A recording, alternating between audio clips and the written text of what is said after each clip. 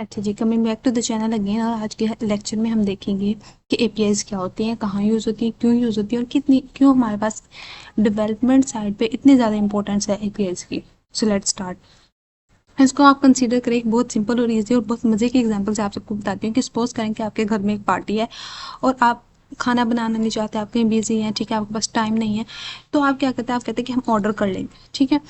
कुछ खाना आप घर में बना लेते हो, कुछ आप कहते हैं कि चलो अच्छा ऑर्डर कर लेते हैं, ये सारे के सारे ऑर्डर कर लेते हैं। तो अब आपको कुछ चीज़ें आइटम चाहिए आप ऑर्डर करने के लिए। फॉर एग्जांपल आपने केक ऑर्डर करने हैं और आपने ग्रिल्स ऑर्डर करने हैं। तो आप क्या करेंगे, आप किसी भी रेस्टोरेंट के पास कॉल करेंगे और उनको कहेंगे कि हमें इतनी क्वांटिटी में ये वाला प्रोडक्ट चाहिए, ठीक है, ये आइटम चाहिए। आप दूसरे रेस्टोरेंट पे कॉल करेंगे, एक बेकरी पे कॉल कर दिया आपने, एक रेस्टोरेंट पे कॉल कर दिया कि हमें ये इतना प्रोडक्ट इतनी अमाउंट में चाहिए, ठीक है, आपने उनको बता दिया। अब होगा क्या कि सिंपल आपने वहाँ पे एपीआई कॉल की। एपीआई कॉल का क्या मतलब है, बेकरी के अंदर जो भी केक बने हुए थे, आपको नहीं पता किस तरह से बने, किस टाइम पे बने, ठीक है। आपने सिंपल उनको कौन कौन से उसके अंदर आइटम यूज़ हुए, कितना टाइम लगा, कितना उसका ओवन के अंदर टाइम लगा रखने में, और कितना प्रिपरेशन में कितने मटेरियल उसका यूज़ हुआ, आपको कुछ नहीं पता, ठीक है। आपने सिंपल वो एपीआई कॉल की, उनको कॉल की सिंपल आपने, और आपने आइटम मंगवा लिए। आपको नहीं पता उसके पीछे किस तरह से उन्होंने वो सारा काम किया, ठीक है। In the same way restaurant में आपने कॉल कर दी, उनसे आपने जो आइटम्स है वो मंगवा लिए। आपको नहीं पता पीछे उन्होंने गोश्त को कितनी देर तक मसाले लगा के रखे, कितनी देर तक क्या क्या काम किया उन्होंने, कैसे बनाया, क्या क्या आइटम्स डाले, आपको कुछ नहीं पता, आप कुछ नहीं जानते। सिर्फ आपने उसको कॉल की, और कॉलिंग के जब आपने उनको कॉल कर लिया, दोनों चीज़ें आपको घर पे मिल गई, आपने आराम से पार्टी कर ली। अब इसमें हुआ क्या, आपका काम भी हो गया। सिंपल आपने क्या किया, कुछ अमाउंट पे की और आपने एपीआई कॉल कर ली, सिंपल आसानी से आपकी पार्टी हो गई, ठीक है। तो ये ही काम जो है वो हमारा, जैसे हमने इन आइटम्स को कॉल किया है, इसी तरह से सिंपल हमारा काम होता है एपीआईज को कॉल करना। एपीआईज क्यों बनाई जाती हैं, वो इसलिए बनाए जाते हैं कि अगर आपको एपीआई डेवलपमेंट में कोई भी काम करना है, फॉर एग्जांपल एक मॉडल किसी ने बना दिया, आपने उस मॉडल को यूज़ करना है। अब या तो एक ये काम है कि आप सिंपल उसकी एपीआई कॉल करें, उसको कॉल कर लें सिंपल, और आप उसको यूज़ कर लें। या सेकंड ऑप्शन ये है, आप स्टार्ट से पहले एक लैंग्वेज सीखें, ठीक है, फिर उस पर काम करें, उसके एरर्स एंड बग्स को देखें, उसके एप्लीकेशन साइड पे काम करें, उसकी डेवलपमेंट साइड पे काम करें। उसके बाद आप उसको देखें कि अगर आप इस कैपेबल हुए हैं कि आप वो एक मॉडल बना सके, आप उसको बनाएं, आप उसको डिप्लॉय करें, फिर आप उसको यूज़ करें। तो ये अप्रोक्सीमेटली 6 महीने का काम, ठीक है। तो पहले आप एक मॉडल बनाएं, फिर उसको आप यूज़ करें अपनी एप्लीकेशन, फिर आप दूसरा बनाएं, फिर आप उसको यूज़ करें। तो देखिए कितना ज़्यादा टाइम आपका इन्हीं चीज़ों में वेस्ट हो जाएगा, ठीक है। तो उससे बेहतर है कि आप जो बने बनाए पहले से मॉडल पड़े हुए हैं, या जो चीज़ आपको एआई की चाहिए, आप उनको सिंपल कॉल कर लें, और आप अपना काम जो आपने काम करना है वो आप काम एग्जीक्यूट कर लें, ठीक है। तो ये बहुत इंपॉर्टेंट यूज़ है कि एपीआई क्यों यूज़ होती है, ठीक है। अब सिंपल हमने यहाँ पे एपीआई कॉल करने का सिंटेक्स क्या होता है कि आपने यहाँ पे जहाँ से आपने वो प्रोडक्ट मंगवाना था, ठीक है, आपने सबसे पहले वो बताया कि मैंने बेकरी से मंगवाना है या मैंने रेस्टोरेंट से मंगवाना है, आपने वो बता दिया। पहले आपने ये बता दिया कि आपने कहाँ से मंगवाना है, ठीक है, रेस्टोरेंट से मंगवाना है, बेकरी से, जो भी जहाँ पे भी वो प्रोडक्ट पाया जाता है वो आपने वहाँ से वो बता दिया। उसके बाद आपने उसे बताया कि आपने क्या लेना है, आपने केक्स लेने हैं, आपने पेस्ट्रीज लेनी है, या आपने ब्रेड लेनी है, आपने क्या वहाँ उस स्पेसिफिक शॉप से आपने क्या फंक्शन परफॉर्म करवाना है, ठीक है। उसके बाद आपको उसकी क्वांटिटी कितनी चाहिए और उसके चार्जेस कितने होंगे, ठीक है। यही काम होता है ना हमारा सिंपल, किसी भी अगर चीज़ को हमने ऑर्डर करना है। तो ये जो जो सबसे पहले जहाँ पे वो चीज़ पड़ी हुई है ओरिजिनल, ठीक है, वो पॉइंट जहाँ पे वो पड़ा हुआ है उसको हम कहते हैं कि वो एंड पॉइंट है। जो काम आपने उस पॉइंट पे से करवाना है उसको हम कहते हैं कि वो फंक्शन है, और उसके अंदर आपके कुछ पैरामीटर होते हैं। जब भी आप किसी फंक्शन को कॉल करेंगे तो उसके कुछ पैरामीटर्स होंगे। अब उन पैरामीटर में जो सबसे इंपॉर्टेंट पैरामीटर होता है वो होता है सब्सक्रिप्शन की। आपके पास ये की होगी तभी आपका ये सारा प्रोसेस होगा, ठीक है। जब तक आप पैसे नहीं देंगे, ज़ाहिर सी बात है आपको कोई काम करके तो नहीं देगा। तो आपके पास सबसे पहले सब्सक्रिप्शन की होनी चाहिए। आप वो की जनरेट करते हैं और फिर उसके बाद आप ये सारा काम करेंगे। आपके पास ये होगी तब आप ये सारा काम करने के काबिल होंगे, अदरवाइज आप काम नहीं कर सकते। इन द सेम वे कढ़ाई के केस में भी अगर हम देखें तो हमने सबसे पहले रेस्टोरेंट को कॉल किया, हमने उनको कहा मुझे कढ़ाई चाहिए, ठीक है। आप और भी काम करा सकते थे, ग्रिल्स लेने हैं, आपने बारबी सीख लेना है या कुछ भी लेना है। उसके बाद आपने कुछ पैरामीटर्स दिए कि मुझे इतनी क्वांटिटी में चाहिए, और साथ में आपने उसको की बता दी कि ये इतनी की है, मैं तुम्हें इतनी की सेंड कर देता हूँ, ये की मैं तुम्हें सेंड कर देता हूँ, तुम मुझे ये सारी चीज़ें दे दो। तो बिल्कुल आपने ये सिंटैक्स याद रखना है। हम आगे यूज़ करेंगे कि अपने एप्लीकेशन डेवलपमेंट में बिल्कुल हम करके देखेंगे कि कैसे हम इसको यूज़ करते हैं। तो अब यहाँ देखिए purpose of the API calling. API allow different software application to communicate. मैंने आपको पहले बताया था एक एप्लीकेशन आप एक सॉफ्टवेयर आप अपना बना रहे हैं, ठीक है, और एक पहले से ही किसी ने बना के रखा और उसमें उसने मॉडल भी इंटीग्रेट करवाया हुआ है, तो आप चाहते हैं कि आप वो वाला मॉडल अपनी एप्लीकेशन में यूज़ कर लें, तो आप सिंपल उसकी एपीआई कॉल करा देंगे। तो API allow different software application to communicate and share data enabling them to work together. दोनों इकट्ठे मिलकर काम कर लेंगे, ठीक है। API simplify software development. ये सॉफ्टवेयर डेवलपमेंट को उसने बहुत हद तक रिड्यूस कर दिया। अगर एपीआई कॉल ना होती तो मैंने आपको बताया कि स्टेप बाय स्टेप हमें एक एक चीज़ खुद से बिल्डअप करनी पड़ती और बहुत ज़्यादा टाइम इसमें लग जाता। अभी जो एआई का हीप चल रहा है वो भी इसी वजह से चल रहा है, एपीआई की वजह से। क्यों? क्योंकि बहुत ज़्यादा टाइम से मॉडल तो बनाए जा रहे थे लेकिन कोई चीज़ नहीं थी ऐसी कि उसको बहुत जल्दी और एफिशिएंटली कोई भी बंदा उसको आए, उसको बनाए, उसको यूज़ करे और उसको सेल करना स्टार्ट कर दे। तो जो इतनी ज़्यादा हीप एआई की डेवलप हुई है वो इसी वजह से हुई है कि लोगों ने एपीआई के थ्रू दूसरों की चीज़ों को यूज़ करना शुरू कर दिया और अपने अच्छे अच्छे आइडिया से अपने अच्छे अच्छे प्रोडक्ट बना के सेल आउट कर रहे हैं, ठीक है। तो इसने सॉफ्टवेयर डेवलपमेंट को बहुत हद तक सिंप्लीफाई कर दिया by enabling developer to integrate data, services and capabilities from other application rather than needing to develop from scratch। बिल्कुल स्क्रैच आपको बनाने की कोई भी चीज़ ज़रूरत नहीं है, ठीक है।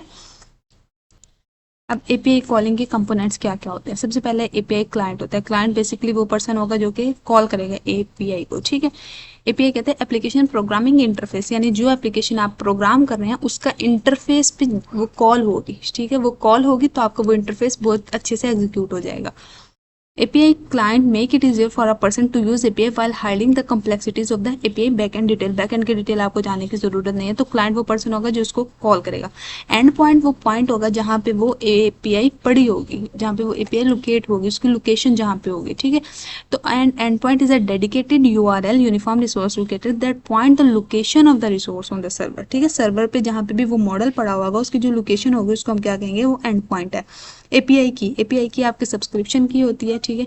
एक कोड होता है जो आप पहले जनरेट करते हैं, आप उसको सर्वर को देते हैं, उसके बाद वो सर्वर आपको परमिशन देता है कि आप इसको यूज़ कर लें, ठीक है। Unique passcode containing letter number that grant access to the API these key often authenticate an application or identity for a authorize user, कि ये बंदा अब ऑथराइज है, अब ये इस मॉडल को एक्सेस कर सकता है, अब ये इस आइटम को एक्सेस कर सकते हैं। एपीआई रिक्वेस्ट, आप एक रिक्वेस्ट भेजते हैं कॉलिंग के लिए, ठीक है। आपने कॉल की तो वो कॉलिंग की कोई रिक्वेस्ट होगी, फ़ोन कॉल होगी आपकी। इसी तरह से जब आप एआई में काम करेंगे तो आप एक एपीआई रिक्वेस्ट एक पूरा सिंटेक्स फॉलो करेंगे, उससे पता चलेगा अच्छा आपने एपीआई कॉल करनी है। API request is a message send to the application asking a server for information आ रहा सर्विस की, मुझे एक इन्फॉर्मेशन दे दो या सर्विस दे दो। किसको हम कहेंगे, सर्वर को कहेंगे कि हमें जो है वो एपीआई चाहिए। अब एपीआई की टाइप्स क्या क्या होती है। जब भी आपने किसी भी वेबसाइट पे एपीआई कॉल करवानी होती है, एप्लीकेशन पे आपने एपीआई कॉल करवानी होती है, तो HTTP मेथड के थ्रू आपकी वेबसाइट जो है वो सर्वर से लोड होके आपके फ्रंट एंड पे नज़र आती है। तो HTTP मेथड के अंदर कौन कौन से 4 तरह के मेथड हो सकते हैं जिनके थ्रू आप एपीआई को कर सकते हैं। आपके पास गेट होती है कि आप, जो मैंने सिंपल एग्जांपल बताया आपको पीछे, कि आप किसी का डाटा गेट करते हैं। डाटा गेट करने का क्या मतलब है, आप उनको कहेंगे, रेस्टोरेंट को कॉल करेंगे और आप उन्हें कहेंगे कि मुझे अपना मेन्यू दिखा दो, सिंपल वो आपकी गेट होगी। उसके बाद जब आपने उसको ऑर्डर दे दिया कि भैया मुझे ये वाली चीज़ ऑर्डर करनी है, तो आपने सबमिट करवा दिया अपना डाटा टू द सर्वर, तो वो आपकी पोस्ट रिक्वेस्ट हो जाती है। अगर आपने उसको चेंज कराना है, आप उनको दोबारा कॉल करेंगे, आप उनको कहेंगे कि मुझे अब ये आइटम नहीं है, मुझे ये आइटम चाहिए, इतनी क्वांटिटी में से चाहिए, आपने अपना ऑर्डर रिप्लेस करवा लिया, उसे हम कहेंगे कि वो पुट है, ठीक है। Update specific field for an existing data on the server. अगर आपने कोई एक एक चीज़ आपने कॉल करवा दी, एक ऑर्डर आपने कॉल करवा दिया, अब उसके अंदर उस ऑर्डर में आपने 5 आइटम बुक करवाए थे, ठीक है। तो अब उन 5 आइटम में से आप 5 के 5 को रिप्लेस नहीं करना चाहते, आप किसी एक को रिप्लेस करना चाहते हैं, तो आप पैच की रिक्वेस्ट सेंड करेंगे, ठीक है। और डिलीट का मतलब है कि आपका वो ऑर्डर कैंसिल कर दिया, हमें वो ऑर्डर नहीं चाहिए। अब हम देखते हैं कि एपीआई कॉलिंग का फॉर्मेट, वो तो मैंने आपको सिंपल बताया कि एक रेस्टोरेंट के लिए कैसे फॉर्मेट होगा। अब हम देख लेते हैं कि एपीआई कॉलिंग का असल फॉर्मेट क्या होगा। हमने जैसे बताया था कि हमारे पास एंड पॉइंट होगा, ठीक है, कुछ पैरामीटर्स होंगे और कुछ हमारे पास की होगी, यही मैंने आपको पहले बताया था, ठीक है। फॉर एग्जांपल अगर आपने गेट की रिक्वेस्ट सेंड करनी है HTTP मेथड के थ्रू, तो आप उसको एक एंड पॉइंट देंगे कि यहाँ पे तुम्हारा जो है वो मॉडल डिप्लॉय हुआ है, वो इसका पॉइंट है, ये पैरामीटर है, मुझे इस कुछ पैरामीटर्स अलग अलग हर एपीआई के अलग होते हैं। फॉर एग्जाम्पल कहीं आपने कहा कि मुझे 2 किलो चाहिए, कहीं आपने किसी का टेस्ट बता दिया कि मुझे कढ़ाई में ये वाला टेस्ट चाहिए, तो आप अलग अलग पैरामीटर होते हैं, वो डिपेंड करता है कि आप किस तरह की एपीआई कॉल कर रहे हैं, और साथ में आपको एपीआई की जो है वो देनी पड़ती है, ठीक है। इसी तरह से अगर आपने ऑर्डर प्लेस करवाना है, ऑर्डर बुक करवाना है, तो आप उसके लिए पोस्ट की रिक्वेस्ट सेंड करेंगे, ठीक है। तो जब भी आपने ऑर्डर बुक करवाना होगा तो आप उसके अंदर प्रॉपर बताएंगे, ठीक है। कि मुझे जो है वो इतनी कढ़ाई चाहिए, ठीक है, आप बताएंगे ना प्रॉपर अपना कि मुझे क्या क्या चाहिए, तो आप उसको इन कर्ली ब्रैकेट्स के अंदर अपना ऑर्डर प्लेस कर देंगे, ठीक है, इन कर्ली ब्रैकेट्स के अंदर अपना ऑर्डर प्लेस कर देंगे। ये आपका एंड पॉइंट होगा, आपके पैरामीटर्स होंगे और कुछ आपकी की होगी। इसको मैं अगर आपको सिंपल एग्जांपल से बताऊं, अगर आप किसी भी सोशल मीडिया प्लेटफॉर्म पे जाते हैं, आप जानते हैं कि आपके सारे कमेंट्स जो हैं वो लोड हो जाएं, ठीक है, सारे कमेंट्स लोड हो जाएं, या आप अपनी जीमेल ओपन करते हैं तो आपकी जीमेल के अंदर जितनी जीमेल्स आपके पास आई होती हैं वो सारी की सारी आपके जीमेल के अंदर लोड हो जाती हैं, वो आपको शो हो रही होती हैं। अब वो क्या होता है, वो आपकी बाय डिफ़ॉल्ट आपके पास गेट की रिक्वेस्ट जो है वो सेंड हो जाती है। जैसे ही आप एप्लीकेशन ओपन करते हैं, आप वो गेट एपीआई गेट की रिक्वेस्ट कॉल हो जाती है, ठीक है। अगर आपने किसी कोई आप फेसबुक पे जाते हैं, किसी भी सोशल मीडिया प्लेटफॉर्म पे जाते हैं, तो आप कहते हैं मैंने ये पोस्ट की, ये कमेंट पोस्ट किया, ये मैंने एक पोस्ट की, ठीक है। अब वो पोस्ट की का क्या मतलब होता है कि आपने वहाँ पे जो एपीआई थी उसको कुछ रिक्वेस्ट सेंड कर दी कि ये मेरा डाटा भी ऐड कर लो। आपने कोई कमेंट किया, जैसे अगर किसी भी वीडियो पे, किसी भी इमेज पे, तो उसमें आप ऐसे लिखते हैं, ठीक है, साथ में आप रेटिंग दे देते हैं कितनी है, तो वो जो जितनी भी आपकी रिक्वेस्ट होगी वो सारी की सारी इन कर्ली ब्रैकेट्स के अंदर सेव होके एपीआई पे पोस्ट हो जाएगी, और जहाँ पे वो एपीआई होगी उसके अंदर जाके ये आपका डाटा भी ऐड हो जाएगा, ठीक है। तो पोस्ट की रिक्वेस्ट क्या करेगी, आपके उसके अंदर डाटा ऐड कर देगी जो भी आपकी रिक्वेस्ट होगी। अब आपको आई होप सारा समझ आ गया होगा। अब हम इसको थोड़ा डिटेल में देख लेते हैं कि क्लाइंट एपीआई सर्वर कम्युनिकेशन कैसे होती है, ठीक है। क्लाइंट से एपीआई फिर सर्वर की, तीनों की कम्युनिकेशन कैसे होता है। तो क्लाइंट सबसे पहले क्या करेगा, यहाँ पे एक एपीआई की रिक्वेस्ट करेगा, ठीक है, क्योंकि हमें जब एपीआई कॉल करनी है तो हमें एपीआई की बहुत ज़्यादा ज़रूरत है। तो सबसे पहले क्लाइंट क्या करेगा, एपीआई की जनरेट करेगा एक एपीआई सर्वर से, ठीक है। फॉर एग्जांपल अगर आपने गूगल का मॉडल जेमिनाई 2.5 यूज़ करना है, तो आप पहले गूगल एआई स्टूडियो पे जाएंगे, वहाँ पे जाके आप अपनी एपीआई क्रिएट करेंगे, ठीक है। ये मैं नेक्स्ट लेक्चर में प्रॉपर आपको इम्प्लीमेंटेशन से बताऊंगी किस तरह से करना है। तो अभी ये मैं बता रही हूँ कि आपको एपीआई वो वहाँ पे जनरेट करनी पड़ेगी। आप वहाँ पे जाएंगे, सर्वर को बताएंगे कि मैं ऑथेंटिकेटेड यूज़र हूँ, सर्वर आपको की जनरेट करके देगा। फिर वो की आप जो है की अटैच कर देंगे अपनी रिक्वेस्ट के साथ, एपीआई की रिक्वेस्ट के साथ अपनी की अटैच कर देंगे, और फिर दोबारा आप किस सर्वर को भेजेंगे, आप उस सर्वर को भेजेंगे जहाँ पे वो मॉडल पड़ा हुआ है, ठीक है, ये यहाँ जहाँ पे आपने अपनी एप्लीकेशन यूज़ करनी। फिर वो आपको रिसोर्स ग्रांट करेगा, और रिसोर्स जब आपको ग्रांट कर देगा तो आप अपनी एपीआई कॉल कर सकते हैं। फिर आपको वो जो है क्लाइंट के ब्राउज़र पे शो होगी कि किस तरह से आपने एपीआई कॉल कर दी, ठीक है। जब आप किसी सोशल मीडिया प्लेटफॉर्म पे जाते हैं और कुछ कमेंट करते हैं ना, तो वो बाय डिफ़ॉल्ट आपकी एक एपीआई जनरेट कर देता है, वहाँ पे आपको ज़रूरत नहीं होती। लेकिन जो बंदा डेवलपमेंट कर रहा है तो उसके लिए कंपलसरी होता है कि वो जाए और प्रॉपर अपनी एपीआई क्रिएट करे, उसके बाद अपनी रिक्वेस्ट के साथ उसको अटैच करे, और फिर वो सर्वर पे भेजे कि मुझे आपका मॉडल यूज़ करना है। फिर वो उसको रिसोर्सेज एक्सेस करेगा, फिर वो उसको यूज़ कर सकता है, और फिर वो यूआई पे क्लाइंट को दिखा सकता है। अब हम देखते हैं web application and API. Web application and online shopping website where user browse select and purchase product. हमने एक अमेजोन की एग्जांपल ले ली, ठीक है, या किसी भी ई कॉमर्स प्लेटफॉर्म के आप एग्जांपल ले सकते हैं। एपीआई क्या करेगा, the backend services that allow web application to retrieve product. To retrieve का मतलब गेट करना, प्रोडक्ट की इन्फॉर्मेशन, इन्वेंट्री चेक करना है या प्रोसेस पेमेंट वगैरह करनी है, तो वो सारी की सारी क्या होगी, एपीआई के थ्रू होगी। असल में ये होता है कि जैसे ही आपने एपीआई कॉल की, एक ई कॉमर्स की वेबसाइट है, तो ई कॉमर्स की वेबसाइट में क्या होगा कि आपके पास डिफरेंट बैंक्स उसके अंदर इंटीग्रेट होते हैं, ठीक है, डिफरेंट स्टोर्स बने होते हैं, अलग अलग शॉप्स बनी होती हैं उस ई कॉमर्स के अंदर। अब वो शॉप्स डिफरेंट बनी होती हैं, उनके पास अलग अलग प्रोडक्ट होता है। अब जिसने वो एप्लीकेशन बनाई है उसको क्या पता किस शॉप के पास कौन सा आइटम किस टाइम पे ख़त्म होना है, तो वो क्या करेगा, वो उस शॉप की एक प्रॉपर इन्वेंट्री बनी होगी, वो उस इन्वेंट्री में जाएगा, वहाँ पे चेक करेगा, उसकी एपीआई कॉल करवा देगा अपनी सिंपल एप्लीकेशन में। अब वो जब एपीआई कॉल होगी तो जहाँ जो डाटा वहाँ पे एप्लीकेशन, उनकी एप्लीकेशन के अंदर चल रहा होगा, उनकी इन्वेंट्री के अंदर चल रहा होगा, वो सेम डाटा आपको आपके क्लाइंट साइड पे नजर आ जाएगा, ठीक है। इसी तरह से मल्टीपल बैंक्स इंटीग्रेट होते हैं, जैज़ कैश वगैरह, या ऐसे जितनी भी कैश पेमेंट एप्लीकेशंस होती हैं वो भी आपकी ई कॉमर्स वेबसाइट के अंदर इंटीग्रेट होती हैं। अब उसका क्या फ़ायदा होता है कि जिसने वो एप्लीकेशन बनाई होगी वो उसके पास जो पेमेंट के मेथड हैं उसने डिफरेंट पेमेंट मेथड इंटीग्रेट करवा दिए।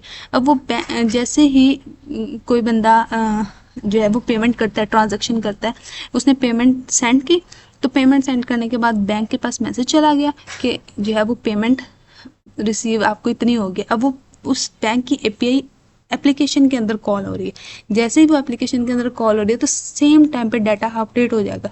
बैंक कहेगा मुझे रिसीव हो गई है, बैंक एक एपीआई जो कॉल हो रही होगी उसको साथ ही रिक्वेस्ट भेज देगा कि मुझे तुम्हारी पेमेंट रिसीव हो गया, और क्लाइंट को जो है वो वहाँ पे पेमेंट रिसीव का नोटिफिकेशन शो हो जाएगा। ठीक है, तो इसी तरह से आप ये देखें, क्लाइंट जो है उसने एपीआई की रिक्वेस्ट सेंड की, एपीआई की रिक्वेस्ट सेंड करने का मतलब आप सिंपल कोई भी काम कर ले कि यहाँ पे उसने इन्वेंट्री चेक की या फिर उसने एक प्रोसेस पेमेंट प्रोसेस कर लिया। अब जो भी एपीआई सर्वर होगा उसके अंदर मल्टीपल एपीआई इंटीग्रेट होगी। ठीक है, अलग अलग मेथड की, इस मेथड की अलग से, इस मेथड की अलग से, इस मेथड की अलग से, इस मेथड की अलग से, तो डिफरेंट एपीआई यहाँ पे इंटीग्रेट होगी और ये सर्वर हैंडलिंग एक अलग से काम होगा। ठीक है, यहाँ पे सर्वर हैंडलिंग के थ्रू तमाम एपीआईज को हैंडल किया जाएगा।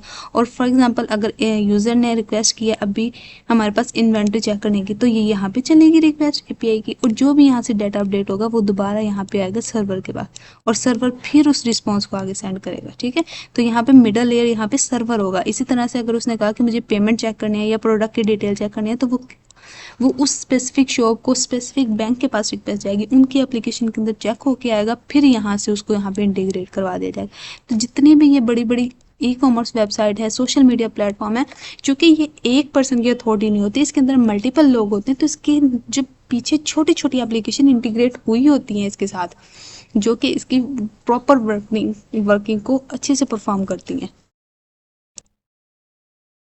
अब हम देखते हैं कि क्या क्या एडवांटेजेस हैं एपीआई के एआई और एमएल में। ठीक है, in AI development API enable API developer to integrate sophisticated AI functionalities into the application without building the complex AI model. ठीक है, एआई मॉडल आपको कॉम्प्लेक्स जो एआई मॉडल है वो आपको स्क्रैच से बनाने की ज़रूरत नहीं है, आपकी जितनी भी डेवलपमेंट है उसको स्ट्रीमलाइन, उसको पाइपलाइन, उसको ईजी बना देता है एडवांस टेक्नोलॉजीज ये एपीआई की। ठीक है, अब इसके एडवांटेजेस क्या होते हैं, ए कैपेबिलिटीज़ आपको एक्सेस हुई। ठीक है, आपने मल्टीपल एआई डेवलपमेंट कंपनीज जो है उनके एपीआई कॉल कर ली, ओपन एआई की, गूगल की, एडब्ल्यूएस की, एजोर की। ठीक है, उसके बाद आपका डेवलपमेंट टाइम रिड्यूस हो गया। Instead of building AI model from the ground up, developer can leverage pre train model and algorithm through API, significantly reducing development time and effort. उसके बाद आपको ये कम्प्लेक्सिटीज़ को नहीं हैंडल करना पड़ा। डेवलपर देखिए, जो बंदा अभी अभी बिगनर है, एआई सीख रहा है, ठीक है, उसके लिए कितना ज़्यादा मुश्किल हो जाएगा अगर उसने कोई एक मॉडल अपनी एप्लीकेशन के अंदर इंटीग्रेट करवाना है। फॉर एग्जांपल वो चाहता है कि मेरी एप्लीकेशन जो मैं बना रहा हूँ उसके अंदर मैं ये चाहूँ कि यूज़र जो है वो वॉइस के थ्रू भी इनपुट कर सकता है। वो वॉइस के थ्रू इनपुट करने का एक अलग से मॉडल है। अब वो मॉडल वो बनाने बैठे तो उसको पहले लैंग्वेज सीखे, एरर हैंडलिंग करे, इतना टाइम उस पर लगाए, उसके बाद वो एक मॉडल बनाए और फिर वो एक एप्लीकेशन बनाए, तो कितना ज़्यादा टाइम है। अगर उससे अच्छा नहीं है कि वो अपने एक आइडिया को इजीली परफॉर्म करवा सकता है with the help of the API call कर दे अपनी एप्लीकेशन के अंदर, सिंपल वो फीचर उसके अंदर इंटीग्रेट हो गया। Developer can concentrate on the अच्छा ये हो गया बिगनर लेवल के लिए। और अगर हम एक बड़े डेवलपर की बात करें तो उसने अगर कोई अपनी बड़ी एप्लीकेशन बनानी है तो उसके अंदर वो मल्टीपल एपीआई कॉल करवा देगा, उनको सिर्फ एपीआई हैंडलिंग का काम होना चाहिए, बाकी एप्लीकेशन बनाना बहुत ईजी है। Developer can concentrate on the required feature instead of getting involve in the complexity of the API implementation.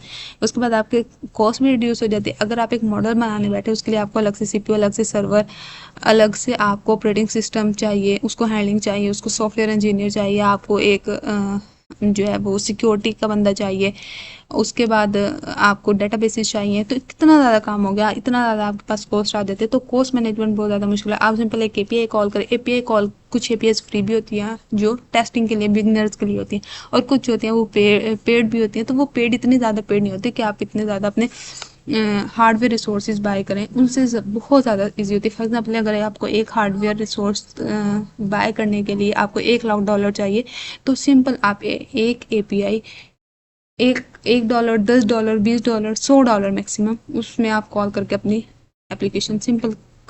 तो नेक्स्ट हम देखते हैं कि what is the difference between the web application and APIs.